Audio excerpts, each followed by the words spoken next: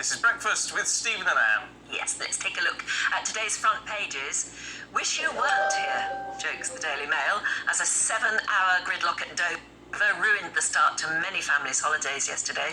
The Star also focuses on that. Are we nearly there yet? It asks as travellers sat in nearly endless queues. Meanwhile, the Foreign Secretary, Liz Truss, has told the French to fix the chaos at Dover, as the port chief warns it could last all summer. Britain is facing a national emergency, says Rishi Sunak. He's warning of crises affecting the economy, the NHS and illegal immigration. The Guardian is warning that Liz Truss's deadline to scrap all remaining EU regulations could bring a bonfire of rights.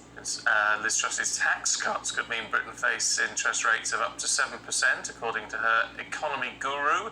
The story in The Eye says families could face an extra £700 a month on their mortgages if it came to pass. But voters back Liz Truss to beat Keir Starmer in a general election. That's according to the Daily Express.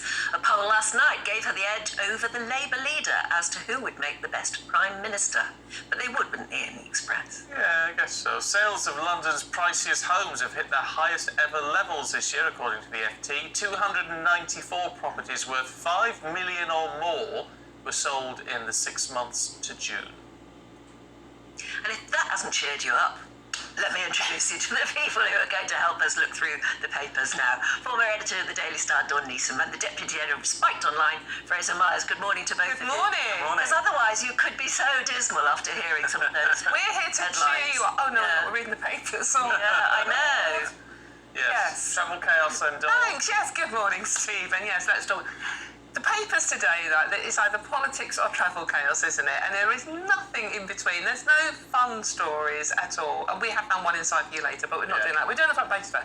So I've gone for the front page of the Daily Mail because wish you weren't here actually sums up everything. I mean, the story is concentrating on the utter chaos on the roads at the moment, and particularly in Dover. I mean, there are how many of us hitting the roads this weekend?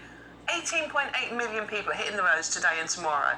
That's just stay here and watch the telly. I wonder if a lot of them might have said, I'm not flying because I can't face the airport. We'll drive. This is the thing, Anne. I mean, sort of, page 6 and 7 of the Mail, a spread on it. So the main image is of the queues of cars at Dover, which is appalling, obviously. But they've also got a piece on there's no end to airport queue chaos as well. So don't go to the airport, you've got a queue. And then also...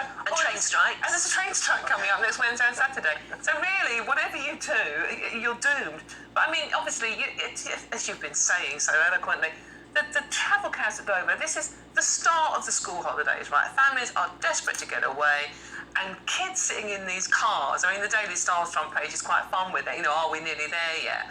I mean, you know, the cry of every child stuck in a car on a long car journey, literally 5 minutes after you put them in it. But I mean, it's like sitting in these kids. There was one chap saying, we've moved literally 50 metres in an hour trying to get through. Oh, it would drive you mad. It would drive you absolutely mad. And it's been declared as a critical incident. And now, look, I know it's bad, right? But everything is a critical incident these days, isn't it? The heat wave was Armageddon. This is a critical incident. I mean... This in the heat wave would have been problematic. Yes, but problematic. It would have been almost fatal for some. It could have been, but it's the language we're using around it as well, which makes it sound, you know, just completely horrific. But I mean, this is obviously, you know, we always blame the French. We're British, that's what we do. But I mean, it's like the French have got 12 border control booths there, only 6 of which they're manned. And Dover are saying, look, we are prepared for this. All our booths are open. Why aren't the French doing the same? And the French are saying it's down to an unforeseeable technical incident. What's technical about it? Unexplained, yeah. No, it's like the start of the summer holidays. I mean, evidently there was a small glitch in the tunnel that caused this problem. I really, no. Staff at Dover have also said that they saw the staffing plans and were, you know, their jaws hit the floor when they saw how few staff were going to be sent to these booths. So then, yeah, to say it's a technical incident seems a bit of a rubbish excuse. And, you know, as you said, this is the start of the summer holidays. It's also probably the first time a lot of people have got away since COVID. You know, this is there's more demand than there's ever been for travel.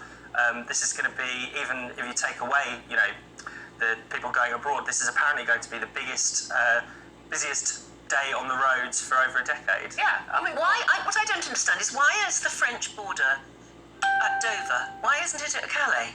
Has it always been? It has. It's the Le Touquet It agreement. made more sense which if it makes were in Calais, because we could actually then put our holidaymakers on the ferries, they'd go to Calais, and then the problem would be Calais. This is the thing, the ferries are actually sailing empty. I mean, the ferries are still operating normally, but they're empty because no one can get on Yes, them because they're in this. Whereas if we let people get on them and then the French border control had to deal with them at Calais, it would be their problem and they would have to deal with them. And they'd have all 12 booths manned then, I bet. Yes, that's what You were going to explain what. Well, yeah, so we've had this agreement in place for quite a long time. It's called the Le Touquet agreement. And the idea is actually to make it more efficient, because then you just have one set of checks, and then once you've gone past the UK border, the French border, then you can just roll off the ferry and you don't have to worry about it. So, it's something that was designed to be more efficient and has been probably until today.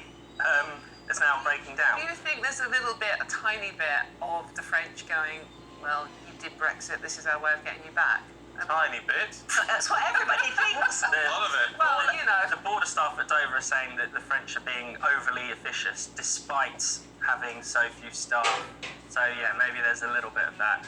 Maybe there's a bit of resentment of having to invest more money in the extra checks. I mean, there are extra checks that are needed now that we've left the EU, but I'm sure the French are not happy about having to. Brian says, I don't understand why the Brits put up with the French and all the strokes they've pulled over the years with delays at the port of Calais. There are other ports that could be used, like Belgium, for instance, and other countries. They may be a longer trip than Dover to Calais, but let's get a grip and stick it to the French. It's time they felt the pain. Well, we don't seem to be having the problem with ferries or the ports going to Spain or Belgium or Holland. Yeah. No, Just saying. we don't. No, we don't. We don't. Meanwhile, despite the heat at the moment, Liz Truss is planning, Fraser, a big bonfire. Yeah, she's calling this a kind of bonfire of regulations, and her critics call it a kind of bonfire of rights and workers' rights. It's interesting, what Liz Truss is actually proposing is to have a sunset clause on all EU regulation that can't be justified if it's not promoting growth, if it's perhaps stalling growth, it needs to be got rid of. This is actually the plan that the current government has in place, so it's not even necessarily an original idea. What Liz Truss is proposing is to do it 2 years earlier than is currently planned. Probably a bit unwise because you're talking about thousands and thousands of pieces of legislation. Well, starting the process. Yeah. I mean, so I think it's a good idea. I don't think that, in principle, it's a good idea. I don't think that we should just keep EU regulations for the sake of ease. There are definitely some of them which are holding back growth. There are definitely some, areas where we want to diverge from the EU to kind of take advantage of the freedom of Brexit. But I also don't quite agree with the sort of trade union response that this is going to mean a bonfire of workers' rights. The EU has never been a haven of workers' rights. The EU is a kind of capitalist club, really. It's a haven of bosses' rights. It often undermines workers' rights by essentially, allowing companies to undercut each other, using agency staff from the lowest paid countries, but shifting them to a higher paid country to reduce wages. So I just don't buy this kind of caricature that Britain is going to be this, low rent, horrible, workhouse factory place after we've left the EU. Well, I don't know. According to Rishi Sunak, Britain's facing a national emergency. Just making some notes on this one.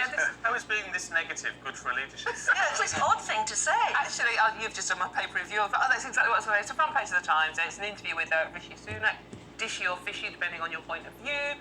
And the leadership hopeful has started by saying we are facing a national emergency because we have crisis with the economy, NHS backlogs, and illegal migration. So it's a man that's been part of the government responsible for it for the past 12 years, and that's not political, by the way. We don't have an opposition either. And he's announcing he's going to this national crisis. He's going to appoint a task force to sort it all out, and where have we heard that before? And how much more money is that going to cost? And it's all doom and gloom. As you say, Stephen, how is that a way to start? Like, vote for me, I'm Rishi. He pops up like a little meerkat, doesn't he? I'm Rishi, vote for you, not for me. And it's like, how is that even selling it, really? It's all doom and gloom. You've got to campaign on a more positive I would note, have thought I think. so. That's how you get votes. So, you know what? And Liz Truss's allies, Liz Truss basically, have said you're running Project Fear all over again. And it is. It feels like Project Fear. And it's not good for any of us. No, it's not. We don't want to hear things like that. Dawn, Fraser, we're out of time. Oh, But we will see. But you'll be back. Stories. But you can Yeah, do it in but the you'll be next back, hour. don't worry. There's plenty more to talk about. Yes, there is. So don't go anywhere. We're back in a couple of